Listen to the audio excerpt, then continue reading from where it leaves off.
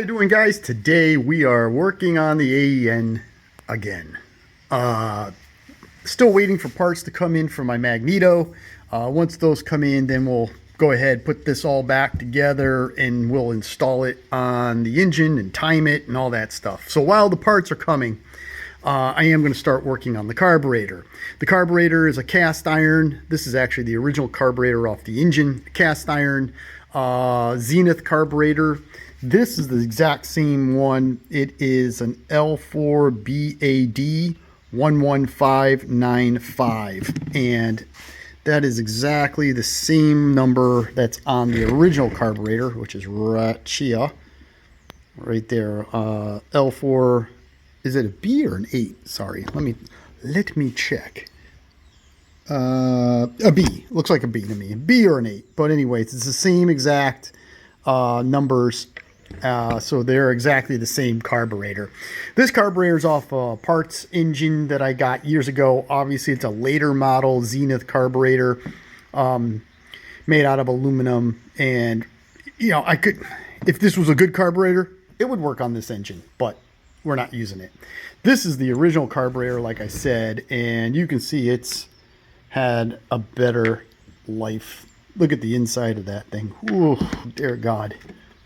I remember when I crashed. Look at that. Wow. Yeah, this will never run again.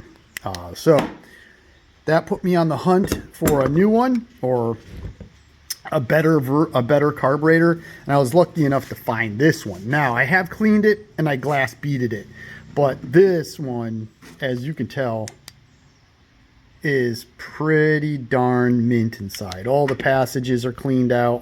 Everything is in really good shape. The bottom looks great. The Venturi is mint. Oh, dude, here comes this mini bike. This kid's awesome. I love it. He goes to work every day. He rides that mini bike to work every day. I love it. I got to get my mini bike going. Anyways, moving on. Or back on subject. So what we're going to do today is I am going to clear the cast iron.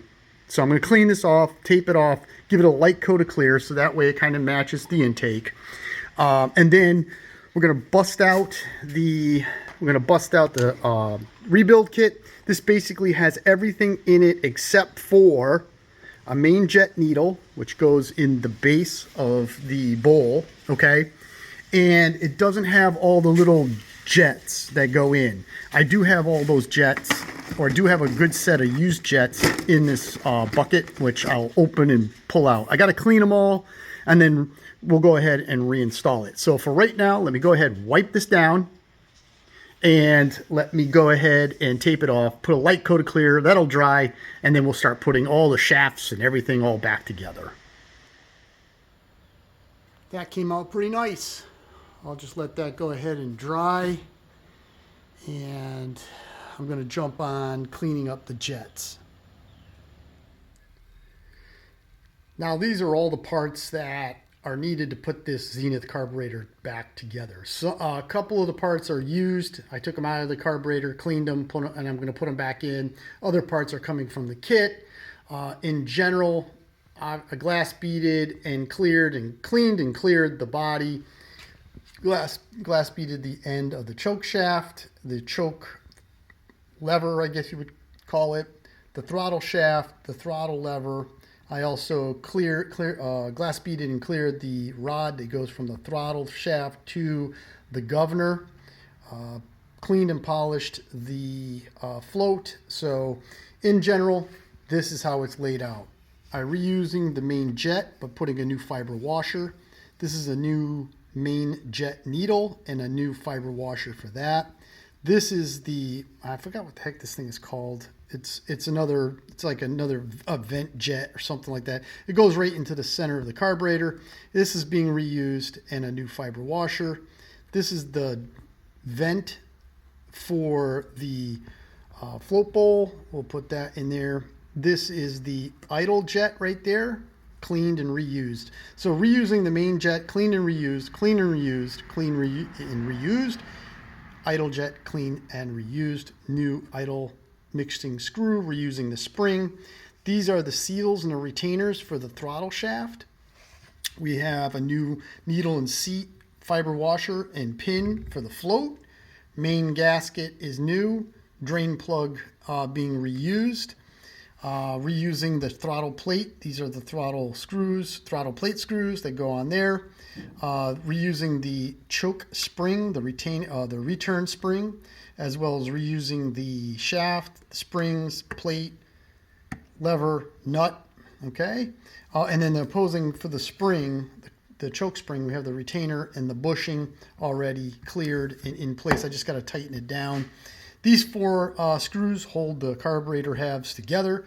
Those two bolts, they hold it to the intake. And that screw is the idle screw. We are not using these gaskets. This is the gasket for the intake. Pretty simple. I'm going to go ahead and put the bushings in. I'm going to load the top. So bushings in, throttle shaft back together. These do have little lock washers. I may put a little touch of blue Loctite just to make sure. We don't want to suck one of those in. And then there's a few of the idle jet has to go into the bottom of the top of the carburetor. Put the seat in. Put the float in. We're going to go ahead and set the float to the manual, which is right there. And then we'll turn our attention to the bottom section. Okay, I'm going to go ahead and show you a couple things that I do. I'm not going to show you the whole rebuild process because that could be like really boring. But a couple of things that I do. One, obviously, make sure your jets, if you're reusing the jets, make sure you soak them in. I soak them in lacquer thinner for 24 to 48 hours. Blow them out with air. I'll use a good quality brake cleaner, spray it all in there, blow it out, make sure it is. And then what I'll do is I'll for a jet this tiny, like you can barely see it, I use a magnifying glass. I'll look inside the jet with a magnifying glass to make sure it's good and clean and there's no issues. When you're putting these things into the body of the carburetors, and this would even go for the float seat. Obviously you got to drop it in there gently. Make sure you have a screwdriver that fits it appropriately. Don't use a screwdriver that doesn't fit because all you're going to do is jam it up. And you're going to go ahead and screw that in. And then once you get it seated, the thread seated, just give it a little turn. I mean, just snug it in there. It really doesn't need to be anything more than that.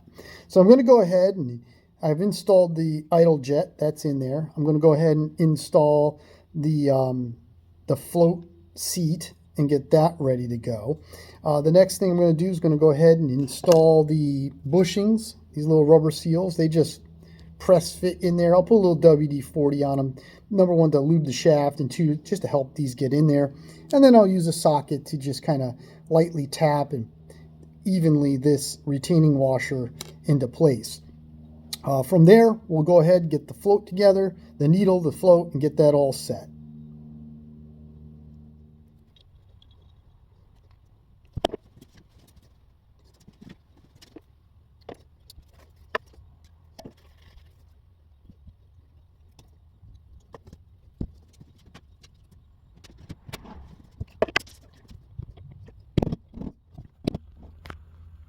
The bushings are in, or the rubber seals are in, and the little washer that's the bushing, which was a major pain in the neck to get in. There's these little peen marks. You can see them right there. My finger's like, but the little peen marks, and it was difficult to get those over and get them to sit real nice and flat. They're a little twisted. The washer, that is a little twisted, but it's in there. It's not going to come out, and the seal is nice and smooth, or nice and round. I went ahead, slid the throttle shaft in. That little lug on the back side of the pin, that's the idle screw area. I have that set up where it needs to be. I went ahead and made sure that the throttle plate and the shaft are lined up really good. Make sure that the throttle plate is flat on the shaft, so that way when you screw it in there, you're not going to be binding anything up.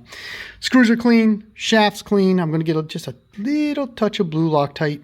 Put those in, snug them down nice and tight, or snug them down good and tight. They don't have to be in there with 400 foot-pounds, and then we're going to move on. Installed. and it came out mint. I mean, this thing moves so smooth. I mean, there's no play in the shaft. The seals are in good. Screws went right in. You can see how, where are we? Here we go. You can just see how nice that is. Just a little bit of play side to side, but nothing big. Beautiful. All right, next up, the float. Now the float, I'm just going to go ahead and set it up exactly how it says in the manual. With the gasket off to the side, measure from the face, this face, to the, in this case, looks like to the bottom of the float. So we're going to go ahead, set that, get this all together. And then in theory, the top portion, except for the idle screw, is all set to go. It's going to be difficult for me to show you on camera, but I have my 30 seconds ruler here. The setting for the float is 1 in 5/30 seconds plus or minus a 30-second with the gasket out of the way. I don't have the gasket in place. I'll just redo that in a minute. But if I take my 30-second ruler, I'm just going to go ahead and I put it, put it right there, and kind of at the end of my thumb is 4 seconds. And when I put a straight edge across the top of the float and hit the ruler, it is set to 1 in 4/30 seconds. So plus or minus, I think, and it does visually look nice and level, kind of like a Kohler float would want to be. So I'm just going to go ahead and leave this alone. I'm going to go ahead and put the, I got to take the float off, put the gasket in place, and then put the float back on. I will remeasure it just to make sure that I didn't jostle anything. For the lower section of the carburetor, I got to put a few jets into place. This, I forgot, it's in the book here somewhere. I forgot what it's called. I'm gonna call it an emulsion tube. That goes down inside this area right there.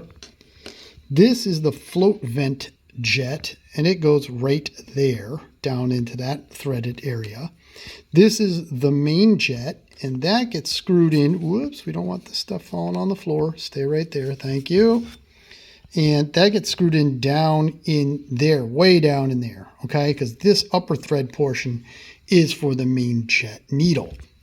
I'm going to put a little WD-40 on all the threads so that way they just screw in nice and smooth. Same as the idle jet, I'm going to snug them, you know, once they get snug, just a little bit more, and then leave it be. They don't have to be in there with 600 foot-pounds.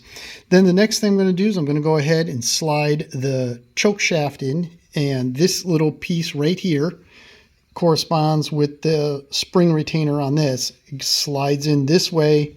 The screws for the plate get entered into there, and then this is keyed. Oops, excuse me. This is keyed, as you can see, onto the opposing end. This is the side of the carburetor that actually shows on the motor, so that way you can flip the choke on and off. Once I do that, then we're going to go ahead, take the body, flip it over, drop the screws in there, and then snug everything down. So let me go ahead and get that done.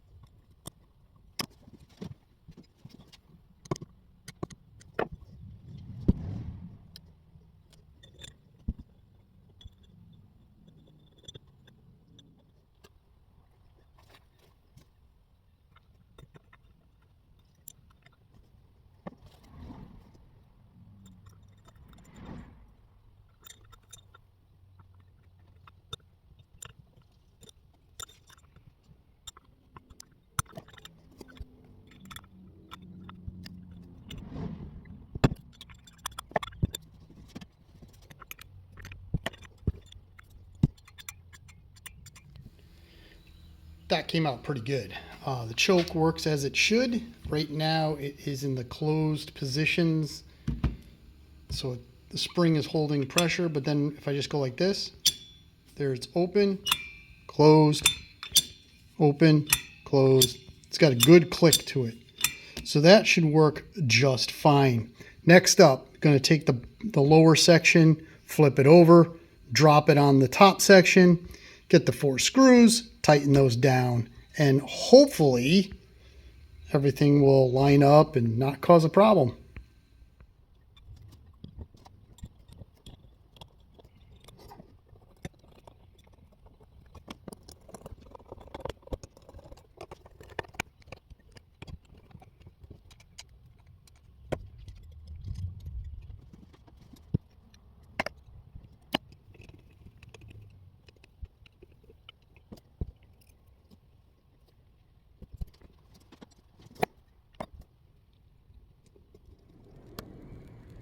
And there it is, guys. All right, well, I put the main jet needle in. I put the idle needle in. According to the manual, kind of an interesting thing, it says on engines with adjustable jet carburetor, the high-speed needle valve should be opened 3/4 to 1 1/4 turns. With the engine warmed up and running at normal operating speed, the needle valve should then be readjusted for best operation. So I did go ahead and I turned this 1 turn out, 1 full revolution out. So we're 1 turn out right in the middle of 3/4 to 1/4. So that should be good. Then it says the correct amount of throttle plate opening for low speed is obtained by means of the throttle stop adjustment. That is over here. That's this screw right there. However, this is set at the factory, so no further adjustments necessary. Well, they failed to kind of acknowledge that at some point they probably need to be cleaned and rebuilt. The idle adjustment is for smooth low-speed operation, and this adjustment, if necessary, must be made with the carburetor throttle lever closed. So I set this to 1 revolution out. Obviously, we got to set the idle speed and then kind of play with the idle speed and the adjustment until it's smooth. But that is after we get the engine started up and running for a while, and then we'll figure out the idle. So there it is, 1 Zenith carburetor, completely rebuilt and restored. I think everything that by my calculations say that it should be just fine. And once, oopsie daisy, and once we get that old girl back onto this AEN motor, my senior should be able to breathe again. All right, guys, thank you very much for watching. Like, share, and subscribe if you would, please, because we do these kinds of in-depth, rebuilds, refurbishations, I guess, if you want to call it, quite frequently. So if this kind of stuff interests you, please like, share, and subscribe. And until the next video or the next project, you have a great day.